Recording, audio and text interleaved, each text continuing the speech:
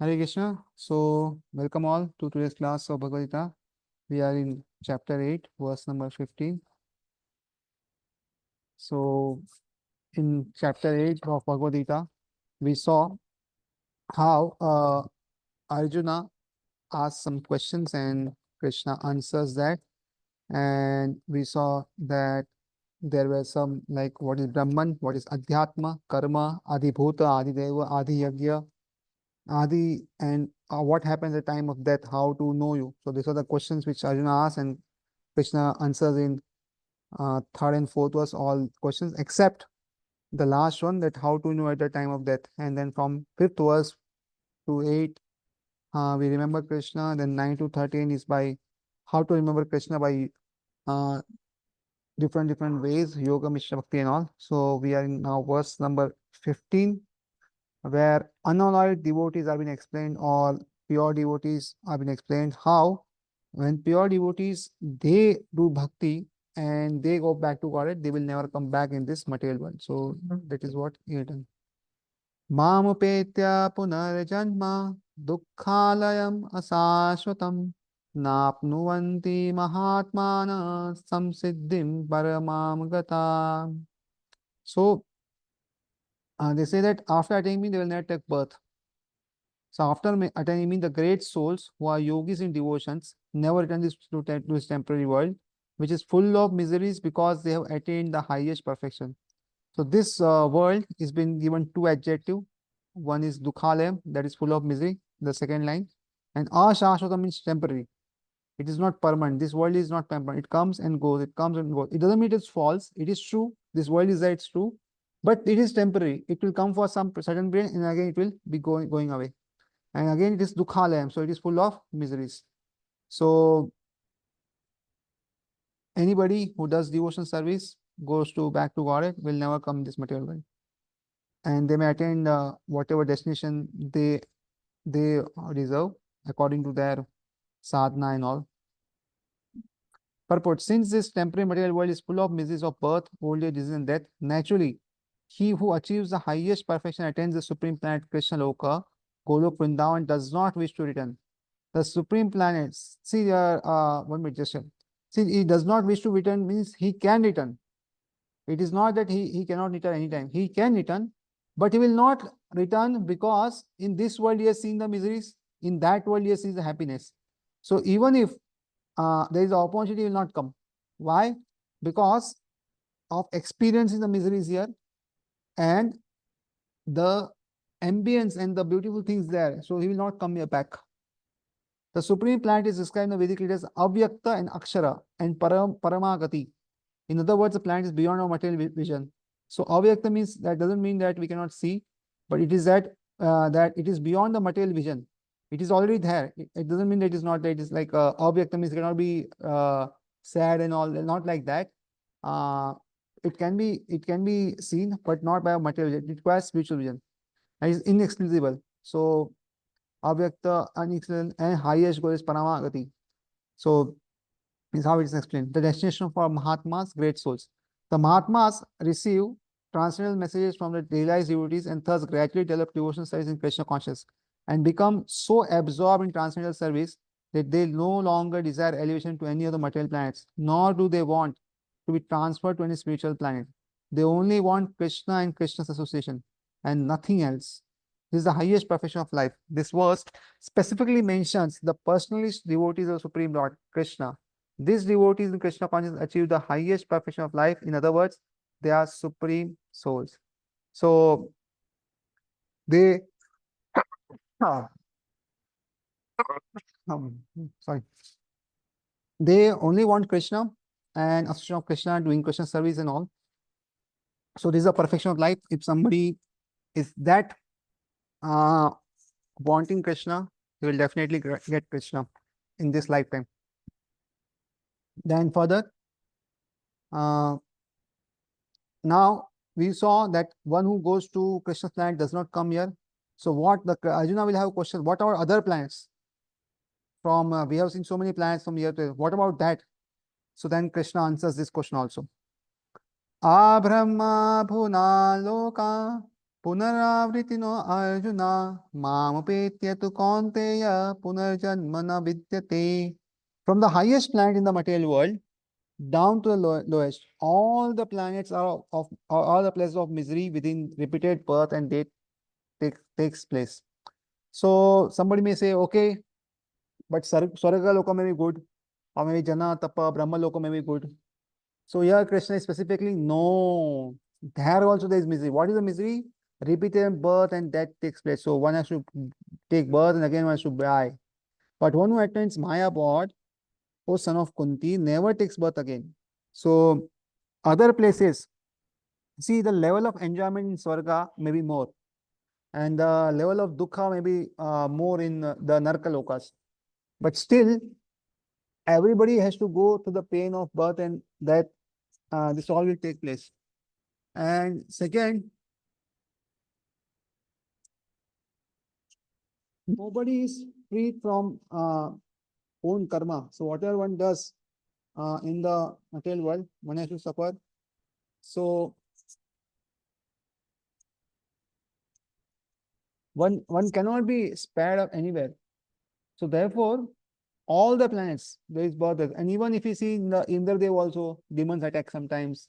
Sometimes Bali Mara attacks. Something happened there. He is also cursed many times. So even if there is a opulence somewhere, and they also fear that my time is going on, so sometime I have to leave this place. And the higher the enjoyment you get, the more difficult it is to leave that enjoyment and get out. So therefore, there also there is problem. So all kind of yogis, karma, jnana, hatha, etc., eventually have to attain devotional perfection in bhakti yoga or Krishna before they can go to Krishna's transcendental abode and never return. Those who attain the highest material planets, the planets of demigods, are again subject to repeated birth and death. As person on earth are elevated to higher planets, people on higher planets such as Brahmaloka, Chandraloka, Indraloka fall down to earth. So this is a cycle. From here, you go up. From there, they come down. So again, this cycle goes on, cycle goes on, cycle goes on. The practice of sacrifice is called Panchagni Vidya, recommended in the Chandogya Upanishad, enables one to achieve Brahmaloka. But if on Brahmaloka one does not cultivate Krishna consciousness, then he must return to earth. Those who progress in Krishna consciousness on the higher planets are gradually elevated to higher and higher planets. At the time of universal devastation, are transferred to the eternal spiritual kingdom. Baldev Vidyavishnu is commentary on Bhagavad Gita quotes this verse. So what happens is when the life of Brahma is done, so at that time, whoever are there in that Brahma Loka, if they are cultivating spiritual practice, then they will go back to Godhead. And if not, they will go down. So this way it will come. So this verse is there. Brahmana sahate sarve samprapte pratisanchare parasyante kritatmana pravishyanti param padam. When there is devastation of this material universe, Brahma and his devotees who are constantly engaged in Krishna consciousness all transfer spiritual universe and to a specific spiritual planets according to their desires. So which spiritual planet they will go, it depends on what is their desire, and according to the desire, they will choose a guru, a sampradaya, and according to that, the guru and sampradaya which they choose, they will go to that planet. So nothing is haphazard that you worship anybody and you go to spiritual planet. No, there is nothing like this. In this material world also, if somebody studies engineering, then he will become an engineer. He will not become a doctor. So similarly, in spiritual planets also, it is not that anybody can worship anybody, and somebody said that all paths lead to same destination. It is not the case. Sorry, all paths lead to different destinations, and therefore, according to the desire of the person who is worshipping, he will get that place. So next, from 17 to 22. Now again, there is the distinction between the material view and the material world and spiritual is been described, so that one may ascertain where one has to go. So now in verse number 17, the time of Brahma is calculated, how much time the Brahma lives. So this is explained in detail. And then further also, Brahma's day and everything is described in further verses 18, 19 and all. So let's see verse number 17. Sahasra Yuga Paryantam Aharyad brahmano vidhu ratrim yoga sahasrantam teho ratra vidho janam. By human calculation, 1,000 ages taken together form the duration of Brahma's one day, and also the duration of his night. So apart from Brahma, everybody has given maximum 8 hours to sleep. But Brahma is a special case because Brahmaji has to work very hard. He has to use a lot of intelligence and very hard work, and therefore Brahmaji sleeps for 12 hours. So 12 hours are the day and 12 hours are the night. And in the day there are 1,000 yugas, in the night also 1,000 yugas. So it comes to around, the whole calculation comes to around 432 crores earthly years is his day, and 4 crore 32 crore earthly years are his night. Earthly or solar years, which he says, because we calculate in solar year and all. So like this, 864 crore years of hours is one day of Brahmaji. So this is a calculation given. The duration of the material universe is limited. It is manifested in cycles of kalpas. A kalpa is a day of Brahma, and on one day of Brahma consists of 1,000 cycles of 4 yugas of ages: Satra, Teta, Dwapar, and Kali. So we know this. Everything is called kalpa or Divya Yuga, and kalpa is a day of Brahma, and one Brahma day consists of 1,000 cycles, and one cycle means Satyug, Treta, Dwapar, and Kali. So this is a cycle of one this, and every yuga is like Satyug may have 4,30,000. So Dwapar is double, Treta is triple, and Satyug is 4 times of Kali Yuga. So the cycle of Satya is characterized by virtue, wisdom, and religion. There being practically no ignorance and vice, and the Yuga lasts 17,28,000 years. In the Treta Yuga, vice is introduced, and this Yuga lasts 12,96,000 years. In the Dwapar Yuga, there is even greater decline in virtue and religion, vice increasing, and the Yuga lasts 8,64,000 years. And finally, Kali Yuga, the Yuga we have been experiencing over the past 5,000 years. There is abundance of strife, ignorance, illusion, and vice. True virtue being practically non-existent, and this Yuga lasts 4,30,000 years. So this is our time, and only 5,000 years have passed now. In Kali Yuga, vice increases to such a point that at any termination of the Yuga, the Supreme Lord himself appears as a Kalki Avatara. So when the whole time will be finished, the 4,30,000 at the end, Kalki Avatar will come and will vanquish the demons, save the devotees, and commences another Satyuga.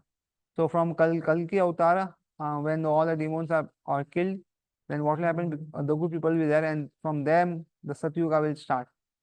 So again, the Satyuga, Dwapar, Treta, it all cycle goes on. So when the Kali Yuga is over, again Satyuga starts.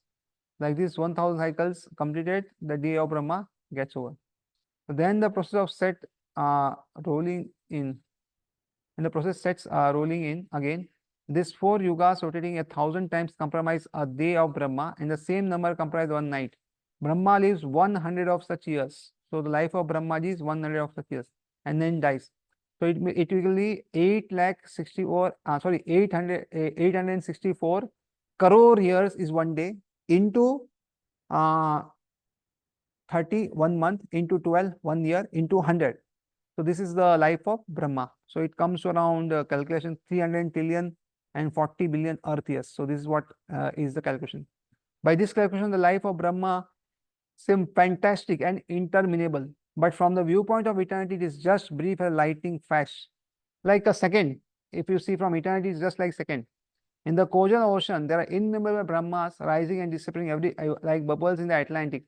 Brahma and his creation are all part of the material universe, and therefore they are in constant flux. So it is like we see in the waves, it comes, goes, and everything happens, and not many have control what will happen, what will not happen. So waves are tossing and all what it does.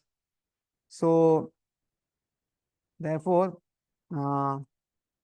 it is like the process of flowing in, flowing out. So it happens there. So it is constantly going on. So coming, going, it's all going on. All happens in seconds for in terms of eternity. For us, it's like so many years and years. So even life of Brahma is just one breath of Mahavishnu.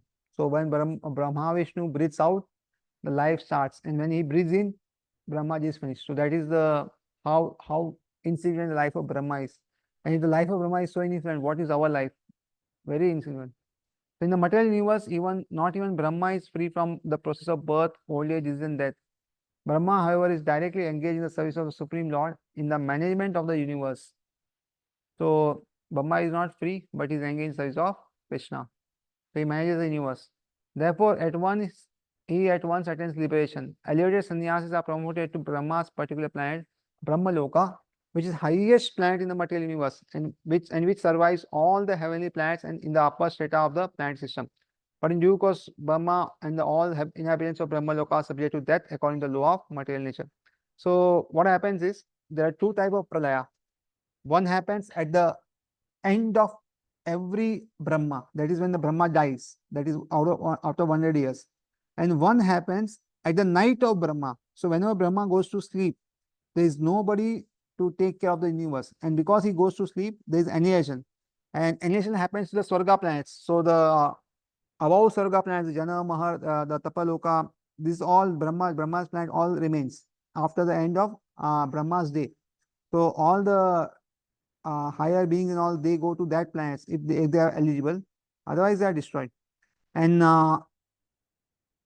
afterwards, what happens is, if they are eligible at the time of Brahma's death, that is after 100 years, they will go back to God. Otherwise, they will go down.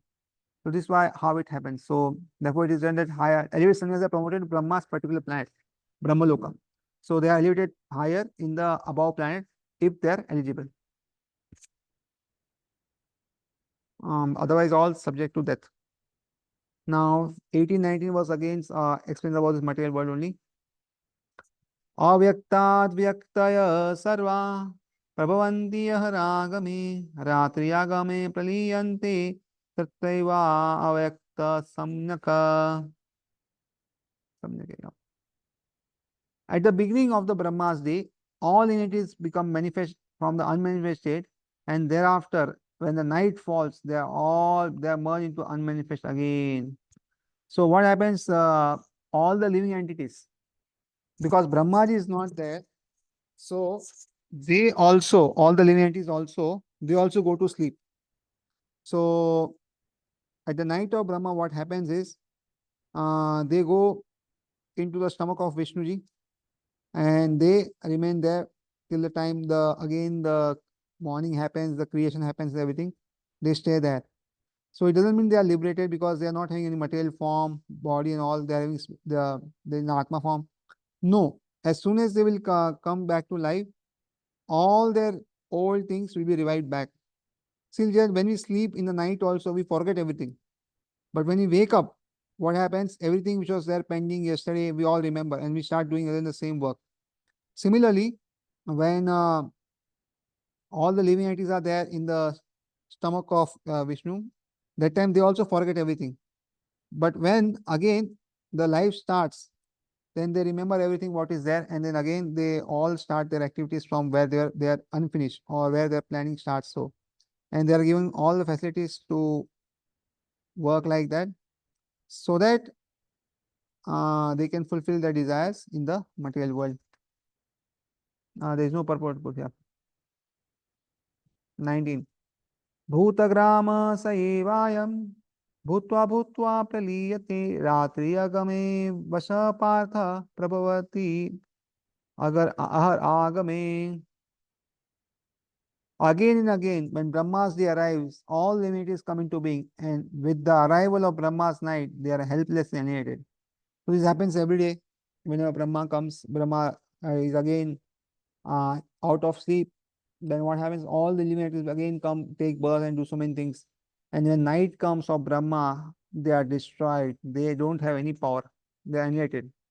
It is what happens is, for so many years there is rain, so many years there are heat, constant rains, constant rains. Like we had for 1 or 2 days, it is for years and years. So all is destroyed. Nothing remains. It's called pralaya, and it's very difficult to even imagine what it means, because very small place, the building collapses here in this material world, there is big news. If there's earthquake, there is big news. And that is a very small fraction of the whole land. But when that pralaya comes, it's like whole thing is destroyed. So very difficult to even understand and imagine.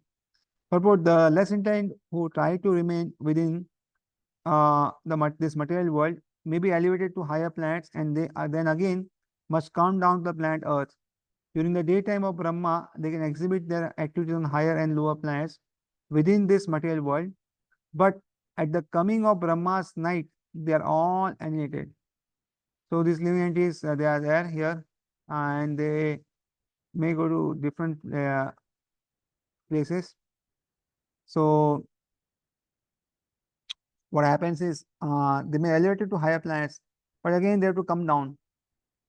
So they can activate the water activities they want to, so they can show, and again they come back, and they have no choice actually. We say that we want freedom, we want the speech and all. This is what we say so many times. But if we actually see, we don't have any freedom. We cannot choose when we want to take birth. We cannot even choose when we want to die. It's all fixed by destiny that, oh, this time we'll live, this time we'll die. What free will we have is either if whether we can do bhakti or not. If we want to do bhakti, there is absolutely free will and no material impediments can hinder that bhakti. Otherwise, we are very limited and very bound by so many things. In the day, they receive various bodies for material activities, and at night they no longer have bodies, but remain compact in the body of Vishnu. So they is like they can do whatever they want in the day of Brahma, whatever is that. But in the night, what happens? They don't have any body. They don't have any gross form. They have a very subtle form, very sukshma, or not subtle, or maybe in the form of original form only. Sorry, but it is so small. If you can see, then it all comes in Mahavishnu's body. So at that time, when they are there, they are not liberated. But again, when they are next day will come, they'll again come out. So in the day, they receive various bodies for material activities, and night they no longer have bodies but remain compact in the body of Vishnu. So this happens again and again and again. So whenever day happens, they get a body, and when night happens, they are taken the body away. That's all. Then again, they are manifest at the arrival of Brahma. Bhutva Bhutva Paliyate. During the day, they become manifest, uh, and at the night, they are annihilated again. Ultimately, when Brahma's life is finished, they are all annihilated and remain unmanifest for millions and millions of years. So Brahma's 100 years are finished, then they are all gone.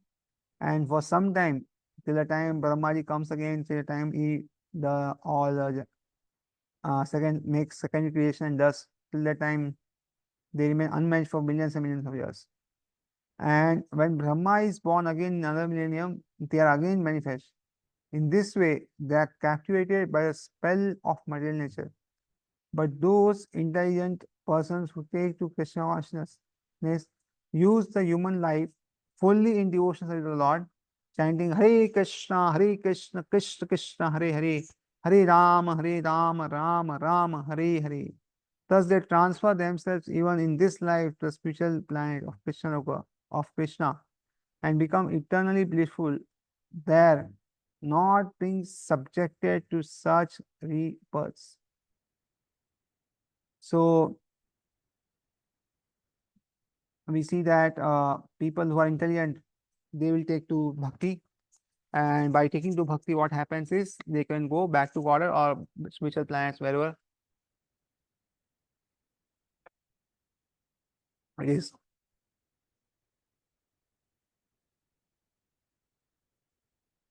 And then there is no question of rebirth. So according to the desire they have, they go to different planets. Some will merge in Brahma Jyoti, like all the demons which Krishna killed. Some of them went to Brahma Jyoti, and after that, one will go to different planets. In planets also there are Aishwarya planets, and there is like Madhurya planets or Golo Vrindavanam planet. There is a planet for Ayodhya also. There is Mathura also. There is Dwarka also. There is Ayodhya, and so many places. There so many places are there. Planet of Narsingh Bhagwan, Varahadev. Matsya avatar, and all the avatars have their own planets and everything. So one will go to whatever he desires, which planet he wants to go, and this way he will further progress. So now further verse number 20 to 21 is all. Now eternal spiritual abode is discussed. So before that we saw the material world. Now spiritual world we'll see what is the difference and how it works. परस्तस्मातु भावन्यो अव्यक्त व्यक्तात् सनातन yes सर्वेषु भूतेषु नश्यत्सु न विनश्यति. Yet there is another unmanifest nature which is eternal and is transcendental to this manifested and unmanifested matter.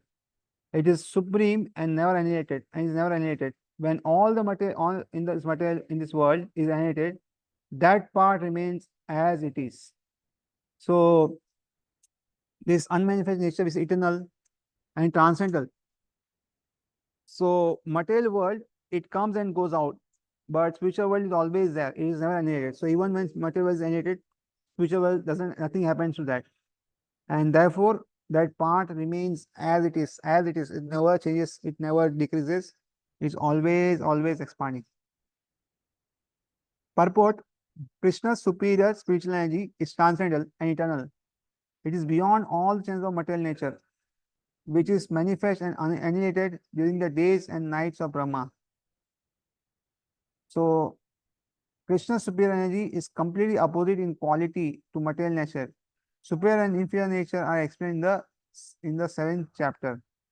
So we saw this before also, that there is Antaranga Shakti and there is Bahiranga Shakti. So Antaranga Shakti is Krishna's own energy, is very powerful, and Bahiranga Shakti is also Krishna's energy, but it is there for the material world. So that is uh, less compared to the superior energy. It's all explained in the 7th chapter. We saw this. Now, verse number 21 further. Avyakto akshara iti yuktas tamahu paramam gatim yam prapyena nivartante tathama paramam mama. That which the Vedantis describe as unmanifest and infallible, that which is known as a supreme destination, that place from which, having attained it, one never returns, that is my supreme abode. So different devotees describe it differently. Some describe unmanifest, there it is infallible, never falls down, and known as supreme destination. So from that, if one goes, one never returns. So this is the supreme abode. The supreme abode of personality of God Krishna is described in the Brahma Samhita as Chintamani Dhama. So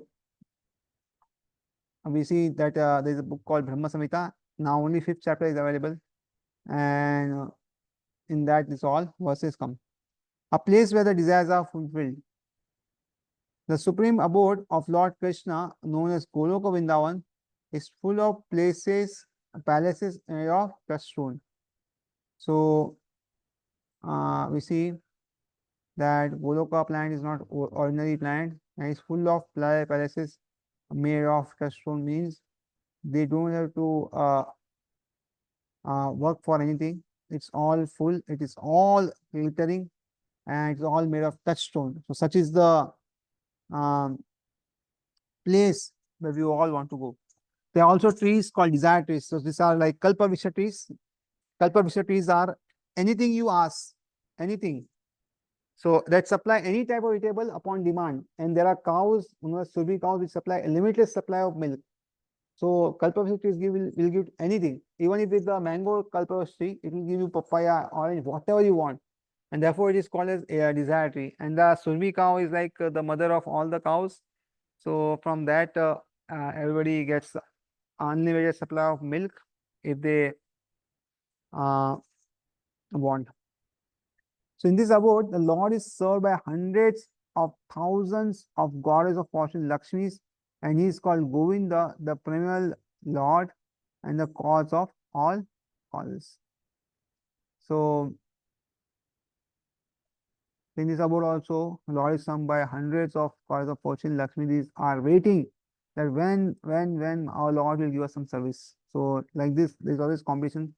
So he's called Govinda, the primary Lord, and the cause of all causes. So he's the first, and he's the cause of all causes. So everything comes from him.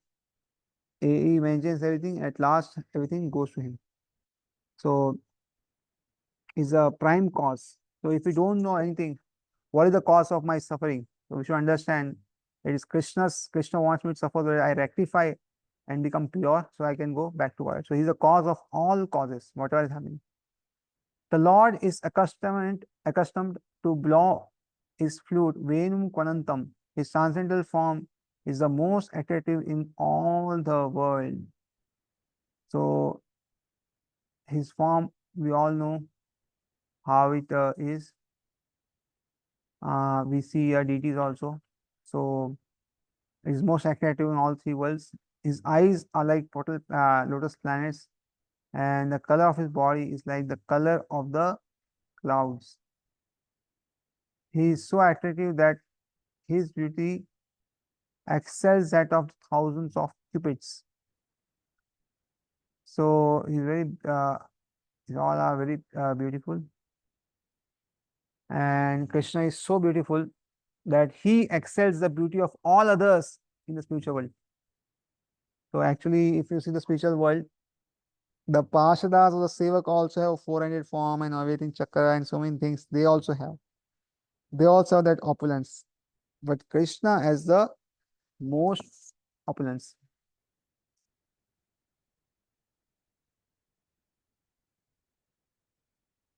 He wears saffron cloth, a garland around his neck, and a peacock feather in his hair.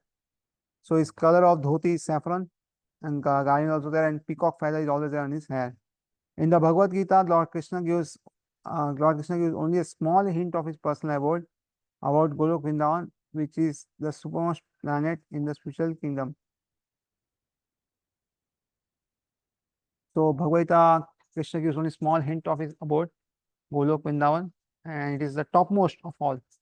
A vivid description is given in the Brahma Samhita Vedic literature's Katha Upanishad 1.3.9 state that there is nothing superior to the award of the Supreme Lord, and that the abode is the ultimate destination. Puranam na Purushan na param kinchit sa kastha paramagati. When one attains to it, he never returns to the material world. Krishna's supreme abode and Krishna himself are non-different, being of the same quality. On this earth, Vrindavana, 90 miles away, 90 miles southeast of Delhi, is the replica of the supreme Goloka Vrindavan located in the spiritual sky. When Krishna descends on this earth, he is ported on that particular tract of land known as Vrindavan, comprising of about 168 square miles in the district of Mathura, India. So when one goes to spiritual world, he doesn't come back, and Krishna's abode is so beautiful that uh, one will one will like it so much that he will forget every suffering and everything what he has suffered in this material world and happily practice devotional ways in the spiritual world. So when Krishna comes in material world, what happens is brings Golok, Vrindavan, Dham, the Govardhan, Yamuna, and all this material world. But as soon as Krishna leaves, all these things are also gone with him, and therefore he came in Vrindavan on the particular track sometimes and then left back. So now verse number 22 also is how Krishna's abode, how it can be attained. So only by pure bhakti is explained in this verse. Purusha sa para partha bhaktya labhyascha tva ananyaya yasyanta bhutani yena sarvam idam tatam. The Supreme Personality of Godhead, who is greater than all, is attainable by unalloyed devotion. Although he is present in his abode, he is all pervading and everything is situated within him. So very contradictory things are given. So he is present in abode. So he stays in Golok Vrindavan. But then he is also all pervading. Is there everywhere, and everything also situated within him only. So everything we see is situated in him. Without him, nothing can work. So therefore, we can see that all contrary things are written here. So the Supreme Personal Godhead is greater than all is attained by unalloyed devotion. So if we have some tendencies towards jnana, karma, hatha, anything, if you have that inclination, tendency, and all anything, we should give up and we should do Krishna Bhakti. It is clearly stated that the supreme destination from which there is no return is the abode of Krishna, the Supreme Person. The Brahma Sutta describes this supreme abode as Ananda Chinmaya Rasa, a place where everything is full of spiritual bliss. All the variegatedness manifest there is of quality of spiritual bliss. Nothing is there is material. That variegatedness is expanded as a spiritual expansion of the Supreme Godhead Himself. For the manifestation, there is totally of the spiritual energy as explained in the chapter 7. As far as material world is concerned, although the Lord is always in the Supreme Abode, He is nonetheless all pervading by material energy. So, by his spiritual and material energies, he is present everywhere, both in the material and the spiritual universes. Yashantastani means that everything is sustained within him, whether within either his spiritual or material energy. The Lord is all pervading by these two energies. So the example Prabhupada gives sometimes is like if there is owner of a company, the company does not have to go to the company according to others' choice. He will go whenever he wants. And when somebody is working in that company, what we say that the person is working, the working person is seeing. Similarly, Krishna did not come here personally. All his energies are there. And when the energies are there, we can understand that Krishna is working through his energies. So therefore, he is also all pervading like here also. So this we can understand. Similarly, the sun is there in abode, but we can see the sunrise coming on this planet also. And we by taking that sunlight, we can understand that there is a sun who is giving us sunlight. So sun did not come here personally, but just light and heat is sufficient of the sun. And similarly, Krishna may or may not come. If he wants, he can come. Otherwise, his energies are always working day and night. To enter Krishna's supreme abode or the innumerable Vaikuntha planets is possible only by bhakti. All other process, jnana, karma, or hatha, anything, they get their perfection only if there is bhakti element. If there is no bhakti element, then jnana will result jnana will have no results. It should be jnana yoga. Yoga means the jnana is linked with the supreme. So till the time it is not linked, there is no safalta, there is no success in whatever we do. And bhakti itself does not need any support from outside things. It is self-sufficient and it can give us perfection. But other things like jnana, karma and all, they need some spirituality, otherwise it will not be successful.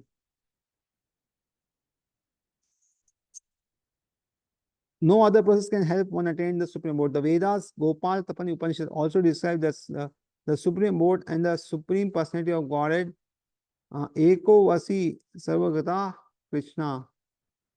In that abode, there is only one supreme personality of Godhead, whose name is Krishna. So the Vedas describe about the Krishna that in that abode there is only one Godhead, that is Krishna. He is a supreme merciful deity, and although he is situated here as one, he has expanded himself into millions and millions of planetary expansions. The Vedas compare the Lord to a tree standing still, but yet bearing many varieties of fruits, flowers, and changing leaves. The planetary expansions of the Lord who preside over the Vaikuntha planets are four-armed, and they are known as variety of names. So these are all names given of different planets where these are different Krishna in this form of they rule the planet. So Purushottama is one thing, Trivikrama second, Keshava third, Madhava, fourth, Aniruddha, fifth, then Rishikesha, sixth, Sankarshan, Pradyumna, Sridhara, Vasudeva, Damodar, Janana, Narayana, Vamana, Padmanabha, etc. So it's all the expansions of Krishna, as Vishnu and all. They have different planets and they have different names also there. So like this, it's there in Vaikuntha planet. So whoever is attracted to any of these uh, Lord will go there.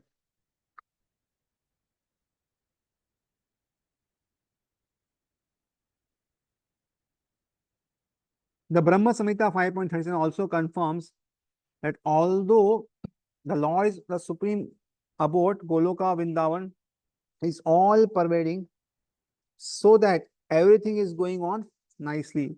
Goloke Vanivasati Akhilatma Bhuta. As stated in the Vedas, Shritasa Upanishad 6.8, Parasya Shakti Vidhaiva Shuyate, Subhaviki Jnana Bala Kriya. His energies are so expansive that the systematically conduct everything in the cosmic manifestation without a flaw. Uh, Although the Supreme Lord is far, far away. So, Brahmista also comes that how Lord is also Supreme Lord, Guru how is whole pervading, and how everything is going on nicely. So, this stated in Vedas. So, this way, this is described here. So Krishna abode is attainable by only Ananya Bhakti or Shuddha Bhakti. Now 23 to further process different how different times at which the yogi passes and he does not return or he returns. These different cases are described. The one who does not come back is given before. So let us see that from verse starting. Yatra kale tva anavrittim आवृत्तिं चैव योगिना प्रयाते यान्ति तं कालं कलं वक्ष्यामि भरतर्षभा. So, O best of the Bharatas, I shall now explain to you the different times at which passing away from this world, the yogi does or does not come back. So, yogi means one who has some siddhi, and if he has advanced, he has the power that whenever he wants, he can quit the body and then never come here. So now Krishna explains when different types, when different times also, and which if the somebody leaves body, then he will not come back. So describe in further verses. Purport: the unalloyed devotees of Supreme Lord, who are totally surrendered souls, do not care when they leave their bodies or by what method. So Bhagwan ke Shuddha Bhakta, who are the Shuddha Bhaktas of Lord, they don't care that how they will leave the body. Whatever it is Krishna's desire. However they leave the body, they don't have any problem. They leave everything in Krishna's hands and so easily and happily return to Godhead. So they also leave here everything. So they leave everything in Krishna's hand. So whatever they do it for Krishna, and whatever Krishna does, they're okay. If that Krishna doesn't fulfill that is okay, and if Krishna fulfills that is also okay.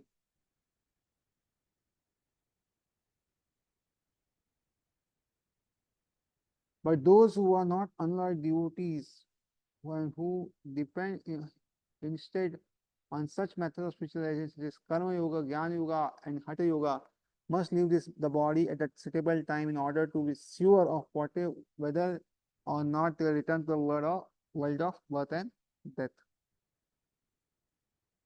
So, who are devotees and depend on such methods of spiritualization such as Karma Yoga, Jnana Yoga, and Hatha Yoga. So, they leave the body at suitable time so that their destination is good and they may not have to come back also.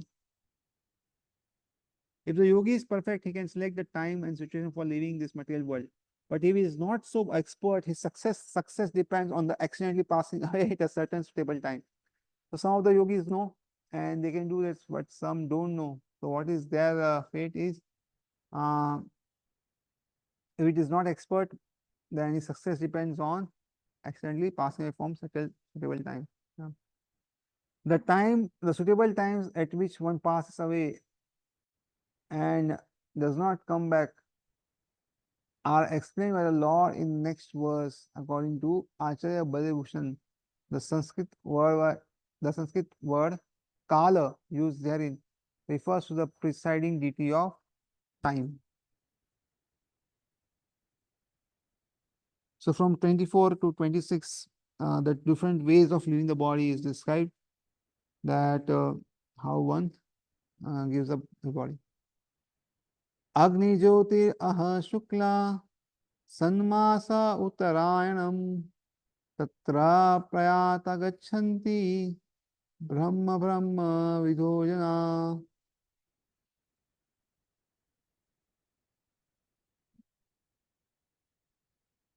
Those who know the Supreme Brahman attain the Supreme, that Supreme by passing away from the material world. The influence of the fiery god in the light at the auspicious moment of the day, during the fortnight of the waxing moon, or during the 6 months when the sun travels in the north. So these are the 6 months in which if the person leaves when the sun is traveling in the north direction, and there is influence of fiery god in the light in the auspicious moment of day or fortnight of waxing moon, wherever he lives, he will not come back. So this is why it is then all conditions are fulfilled and will not come back. When fire, light, day, and fortnight of the moon are mentioned, it is to be understood that overall of them, there are various presiding deities who make arrangements for the passage of the soul. At the time of death, the mind carries one on the path to a new life. If one leaves the body at a time designed above, either accidentally or by arrangement, it is possible for him to attain the impersonal Brahmajyoti. Mystics who are advanced in yoga practice can arrange the time and place to leave the body. Others have no control. If by accident they leave at an auspicious moment, they will not return. Cycle of birth and death. But otherwise, there is every possibility that they will have to return. However, for pure devotee in Krishna consciousness, there is no fear of returning, whether he leaves the body at auspicious or inauspicious moment by accident or by arrangement. So time is very important. What time to leave? But only for people who are doing this type of practices. For bhakti yoga, it is not necessary, and one did not have fear that I will come back if I don't leave at this time to this point. No, they depend everything on Krishna. So whatever Krishna desires happens.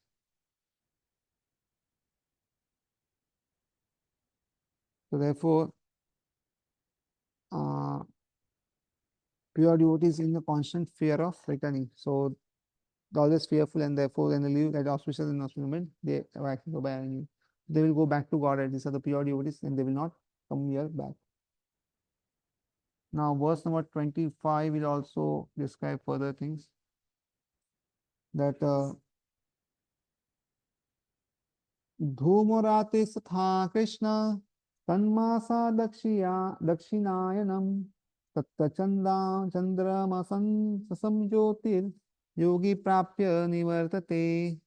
The mystic who passes away from this world during the smoke, the night, the fortnight, the waning moon, or the 6 months when the sun passes to the south, reaches the moon planet, but again comes back. So yogi, whenever he passes to go to higher planets, But in this case of the 6 months, that is the fortnight of the waning moon, or 6 months where the sun passes to the south, so they reach to moon planet, but they will come back. They are not going back to God. In the third canto of the Srimad Bhagavatam, Kapila Muni mentions that those who are expert in fruitive activities and sacrificial methods on earth attain to the moon at death. These elevated souls live on the moon for about 10,000 years by definite calculation and enjoy life by drinking somaras. And they eventually return to earth. So this means that on the moon there are higher classes of living beings, though they may not be pursued by the gross senses. So there are life in all the planets, including moon, even in the sun also, which modern scientists do not know and they deny, but there is life everywhere. And therefore, it is said here they go to moon and they live for 10,000 years, dynamic calculation. And the main thing is to drink soma ras and enjoy. And afterwards, when the punya is complete, they will come back. So in Sarvaga, nobody dies, means when the punya is complete, they will throw you down. So there is no death in the Swarga. So in this way, it is there. Now, 20 also further describe this. Sukla Krishna gati ayete jagata sashvate mate ekaya yati anavrittam anyaya vartate puna. According to the Vedic opinion, there are two ways of passing on this world, one on the light and one in the darkness. When one passes in light, he does not come back, but when one passes in darkness, he returns. So this we saw before also. The same description of departure and return is quoted by Acharya Baldev Vidyabhushan from the Chandogya Upanishad 5.10.3 to 5. Those who are fruitive laborers and philosophical speculators from time immemorial are constantly going and coming. Actually, they do not attain ultimate salvation, for they do not surrender to Krishna. These are like they will not surrender and therefore they will not go, they will not get mukti. Further, verse 27 is path of devotees. So let me say this, what happened. Naitasi partha jnanam yogi muyanti kashana tasmat sarveshu kaleshu yoga yukta bhavajuna. Although the devotees know these two paths of Arjuna, they are never bewildered. Therefore, be always fixed in devotion. So all this what is said that you have to leave body at this point and all, it is not for devotees who are practicing pure devotion service. Anytime they live anywhere in any consciousness, whatever happens, they are progressing towards spiritual life. They don't have to worry about all these things. Purport: Krishna is advising Arjuna that he should not disturb by the different paths that the soul can take when living the material world. A devotee of Supreme Lord should not worry whether he will depart by arrangement or by accident. The devotee should be firmly established Krishna consciousness and chant Hare Krishna. He should know that the person over either of these two paths is troublesome. So whoever does some more analysis, oh, how will I pass? How will this happen? So he will be paralyzed. So paralysis by analysis. So he should not analyze much. He should do whatever is needed. The best way to be absorbed in Krishna consciousness is to be always dovetailed in service, and this will make one's path to the spiritual kingdom safe, certain, and direct. The word yoga yukta is especially significant in these words. One who is firm in yoga is constantly engaged in Krishna consciousness in all his activities. Srila Rupa Goswami advised anasaktasya vishayan yatharam upajunjate. One should be unattached to the in material affairs and do everything in Krishna consciousness. By this system, which is called Yukta Vairagya, one attains perfection.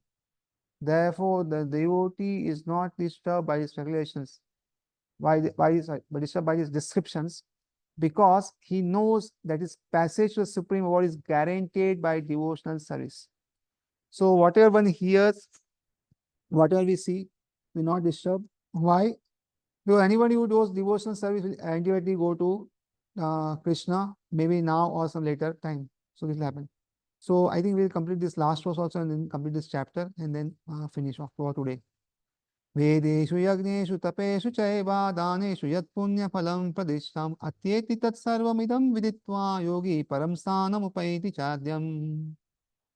A person who accepts the path of devotional service is not bereft of any of the results derived from studying of Vedas, performing sacrifice, undergoing austerities, giving charity, or pursuing philosophical and fruitive activities.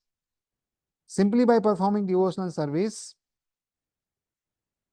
simply by performing devotional service, he attains all this, and at the end, he reaches the supreme eternal abode.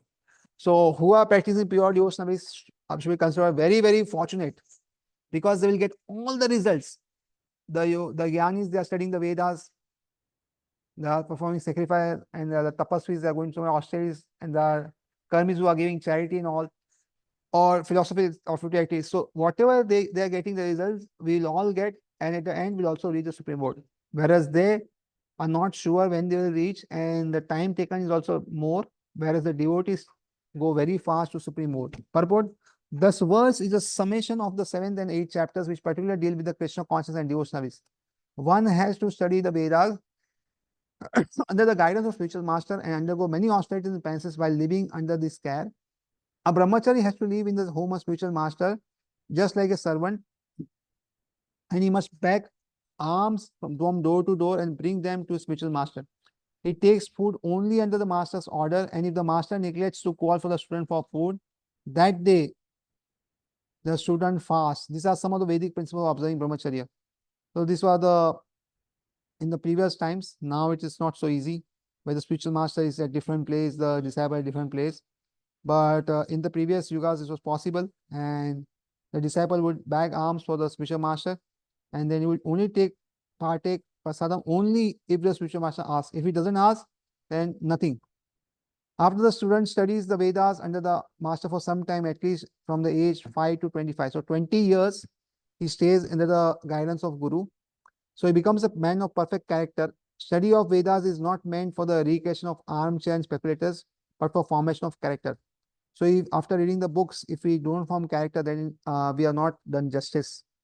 So after his training, the brahmachari is allowed to enter into household life and marry. When he is a householder, he has to perform many sacrifices so that he may achieve further enlightenment. He must also give charity according to the country, time, and candidate, discriminating among the charity in goodness, in passion, and ignorance, as described in Bhagavad Gita. So this is also one of the things which the Grahastha should do, that they should do some charity. And it is not like one should give charity to the poor people. No, that is very wrong. We have seen that they do so many wrong things. So it should be given to proper person, and also time and country should also be taken care of. Generally, Vaishnavas or the deities or temples and all, there that is the good places to give charity. Otherwise, one will get the karma if the money is the which is given in charity is not spent properly. Then, after returning from household life, on accepting the order of Vanprastha, he undergoes severe penances, living in forest, dressing with the tree bark, not shaving, etc.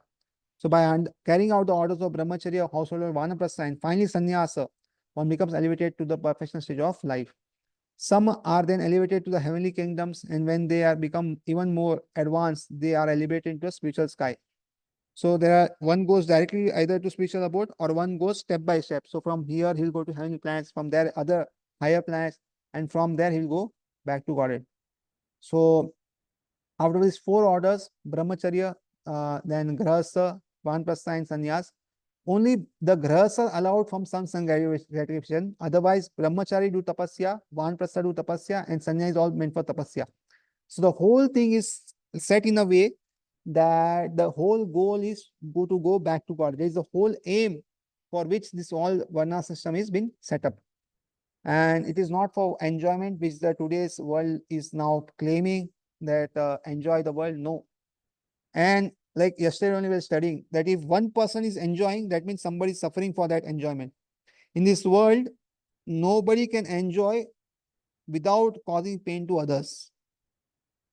Whatever we enjoy in this world, somebody else has to suffer. Suppose somebody we take some food, then the farmer has to suffer. He has to plow the fields, put the food grains, grow, and from there it goes to different places, comes here, the kitchen, somebody has to cook, and then we can take some part. So whatever we do in this world, somebody has to somebody has to sacrifice for that. So therefore, we should understand that the life is not meant for enjoyment, but for realizing the Supreme Lord. So this is a path outlined by Vedic scriptures. The beauty of Krishna consciousness, however, is that by one stroke, by engaging devotion service, one can surpass all the rituals of different orders of life. So nowadays, Vanprastha sannyas are almost non-existent, and if there are some, it is very difficult that one lives to that character. Even brahmacharis are non-existent, and whatever we see brahmacharis are not up to the mark which were there before, because no proper training is there from age of 55 to 25. So very difficult these things all now in this place. So the word idam viditva, that one should understand the instructions given by Sri Krishna in this chapter, in the 7th chapter of Bhagavad Gita. One should try to understand these chapters not by scholarship or mental concoction, but by hearing them in association with devotees. So whatever we understand, we should be like what we do now. We are associating with devotees and understanding that is the best way. So chapters 7 to 12 are the essence of Bhagavad Gita. The first 6 chapters and the last 6 chapters are the coverings for the middle 6 chapters. It is like sandwich. There are bread up and down, and the main masala in is between. So 1 to 6 and 7 to 12 are different chapters, and 6 to 12 consist of bhakti, which are specially protected by the Lord. It is, if one is fortunate enough to understand Bhagavad Gita, especially the middle 6 chapters in association of devotees, then his life at once becomes glorified beyond all penances, sacrifices, charities, speculation, etc. For one can achieve all the results of these activities simply by Krishna consciousness. So if one does Krishna consciousness, all the results of all different things can be achieved. One who has little faith in Bhagavad Gita should learn Bhagavad Gita from a devotee, because in the beginning of the 4th chapter it is stated clearly that Bhagavad Gita can be understood only by devotees. No one else can perfectly understand the purpose of Bhagavad Gita. One should therefore learn Bhagavad Gita from a devotee of Krishna, not from mental speculators. This is a sign of faith. When one searches for a devotee and fortunately gets a devotee association, one actually begins to study and understand Bhagavad Gita. By advancement association of devotee, one is placed in the devotion service, and from this service dispels all one's misgivings about Krishna or God. And Krishna's activities, form, pastimes, name, and other features. After this misgivings has been perfectly cleared away, one becomes fixed in one's study.